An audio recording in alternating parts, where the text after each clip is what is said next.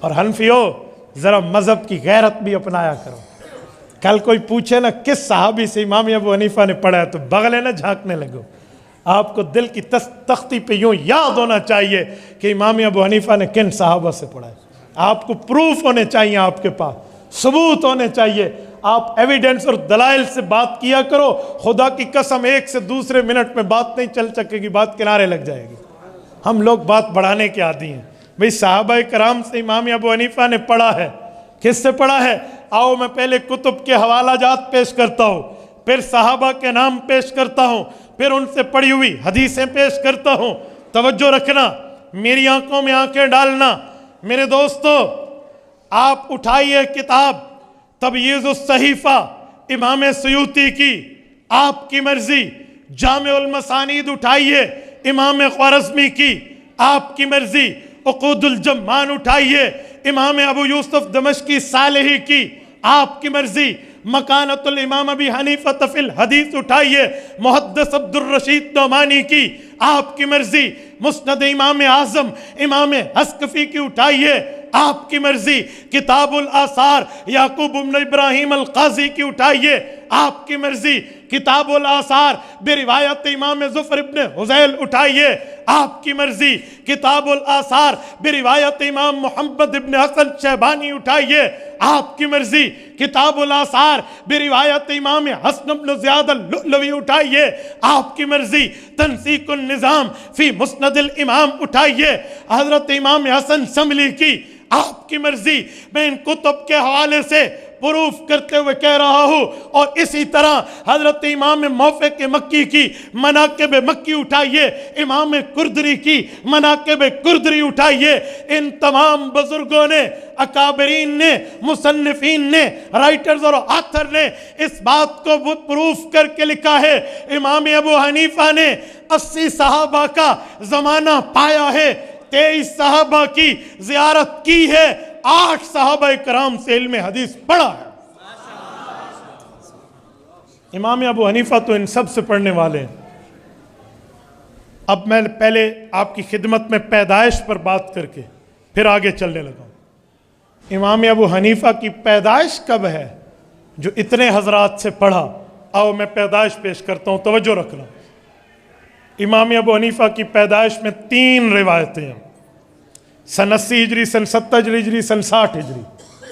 80 جمہور کا قول ہے, سن 70 امام صاحب کے ایک شاگرد کی روایت ہے, سن 60 امام صاحب کے پوتے اسماعیل بن حماد بن ابی حنیفہ کا قول امام سمعانی نے ذکر کیا ہے. اور ذرا سنو توجہ سلپ نہ ہو. منبر کے اوپر ٹھہر کے خطیب اور جمعے میں ہاتھ میں عصا لے کر پیغمبر کی حدیث پڑھتا ہے. اللہ کے رسول نے فرمایا خیر القرون قرنی ثم الذین یلونہم ثم الذین یلونہم. ہر مسلمان نے یہ حدیث جمعہ کے خطبے میں سن رکھی ہے. حضور پاک نے فرمایا لوگو 3 زمانے بڑے بہتر ہیں. خیر القرون قرنی, میرا زمانہ سب سے بہتر. ثم الذین یلونہم, صحابہ کا زمانہ سب سے بہتر. ثم الذین یلونہم, صحابہ کے شاگرد تابعین کا زمانہ سب سے بہتر. حدیث ہے یا نہیں ہے؟ او سنو, حضور کا زمانہ کب تک, صحابہ کا کب تک, تابعین کا کب تک؟ سن 10 ہجری پوری تھی, 11ویں ہجری کا ربیع الاول تھا کہ اللہ کے رسول دنیا سے پردہ فرما گئے. تو حضور پاک کا زمانہ سن 10 ہجری تک. اس کے بعد صحابہ کا زمانہ 100 سال رہا. قرن 100 سال کو کہتے ہیں. تو 110 ہجری تک صحابہ کا زمانہ. حضرت ابو طفیل عامر بن واصلہ رضی اللہ عنہ اس دھرتی کے سب سے آخری صحابی مکہ مکرمہ کے, المتوفى 110 ہجری. اور پھر 100 سال تابعین کا زمانہ رہا 210 ہجری. 210 ہجری تک حضور پاک نے اس زمانے کو دعا دی. آج 1443 ہجری ہے, 210 ہجری تک. آؤ امام ابو حنیفہ کو دیکھتے ہیں کس زمانے میں پیدا ہے. امام صاحب کی پیدائش کی پہلی روایت سن 80 ہجری, 90, 100, 110 کتنے سال صحابہ کا زمانہ پایا؟ بولیے بولیے، 30 سال۔ دوسرے قول کو لیجئے، سن 70 ہجری، 80، 90، 100، 110، کتنے سال صحابہ کا زمانہ پایا؟ 40 سال۔ تیسری روایت کو لیجئے، سن 60 ہجری، 70، 80، 90، 100، 110، آدھی صدی، 50 سال امام ابو حنیفہ نے صحابہ کا زمانہ پایا۔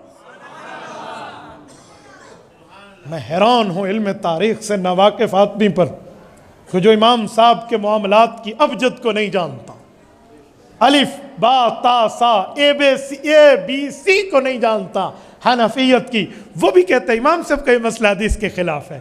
اور چاچے تو 1443 ہجری میں ہے اور وہ سن 60 ہجری کا ہے۔ سنیں، اب میں اگلی بات کرتا ہوں۔ جس شخص نے آدھی صدی صحابہ کو دیکھا ہو، صحابہ سے پڑھا ہو، صحابہ کی زیارت کی ہو، ان سے علوم لے کر امت کو دیے ہو، تبھی حضور نے فرمایا ستاروں سے علم لائے گا۔ یہ ستارے مراد ہیں، یہ وہ ستارے ہیں جو زمین پر چلتے پھرتے ہیں، یہ وہ ستارے ہیں جنہیں قرآن اولئک هم المفلحون کہہ کر کامیاب کہتا ہے، اولئک هم الراشدون کہہ کر ہدایت یافتہ کہتا ہے، اولئک هم المؤمنون حقا کہہ کر حقیقی مؤمن کہتا ہے۔ یہ وہ ستارے ہیں جن کو قرآن اولئک هم خیر البریہ کہہ کے اس خشکی کی بہترین مخلوق کہتا ہے۔ خیر البریہ، بریہ بر سے نکلا، بر خشکی کو کہتے، زمین پہ لڑنے والی اس کو فوج کو بری فوج نہیں کہتے۔ تو اولئکم خیر البریہ، یہ اردو کے لفظ بھی آپ ساتھ ملائے تو سمجھ آ جائے کہ بھائی اس زمین پر سب سے بہتر مخلوق اولئکم خیر البریہ۔ خیر یہ عربی میں اس پہ تفصیل ہے، اسے انگلش میں کہتے ہیں سپرلیٹو ڈگری ورڈ، اس سے بڑا لفظ نہیں ہے۔ تو صحابہ کرام کا اتنا بڑا رتبہ، ان لوگوں کی زندگیوں میں 50 سال امام ابو حنیفہ نے گزارے ہیں، کسی صحابی نے امام صاحب کی نماز پہ اعتراض نہیں کیا۔ نہیں سمجھے؟ نہیں سمجھے؟ کسی صحابی نے امام صاحب کے حج پہ اعتراض نہیں کیا، کسی صحابی نے امام صاحب کے عمرے پہ اعتراض نہیں کیا، کسی صحابی نے امام صاحب کی تراویح کی نماز پہ اعتراض نہیں کیا، کسی صحابی نے امام صاحب کے علم پہ اعتراض نہیں کیا، بلکہ میں آگے چل کے بتاتا ہوں الٹا داد دی ہے، علوم پڑھائے ہیں، دعائیں کی ہے۔ اوے تو اس امام ابو حنیفہ کے خلاف بول رہا؟ اپنی عاقبت کے بارے میں سوچ۔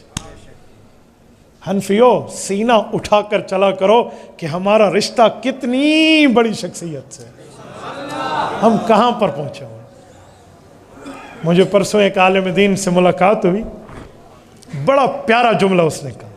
اس نے کہا مجھ سے ایک شخص مسئلہ پوچھنے آیا، وہ شخص امام ابو حنیفہ کا قائل نہیں تھا، مجھے آ کے کہتے ہیں مسئلہ بتائیں۔ تو کہتے میں نے اسے جواب میں کہا کہ کیوں؟ انہوں نے کہا مجھے آپ پہ اعتماد ہے۔ تو اس نے کہا سن، صحابہ کے شاگرد پہ تجھے اعتماد نہیں ہے، مجھ پہ اعتماد ہے۔ چپ ہو گئے۔ حیرانگی کی بات ہے، اپنے مولوی مسجد کے امام کا مسئلہ ماننے پہ آئیں تو یہ مان جائیں، اور نہ ماننے پہ آئیں تو صحابہ کے شاگرد کا انکار کر دیں۔ تبارك الذي نزل الفرقان على عبده ليكون للعالمين نذيرا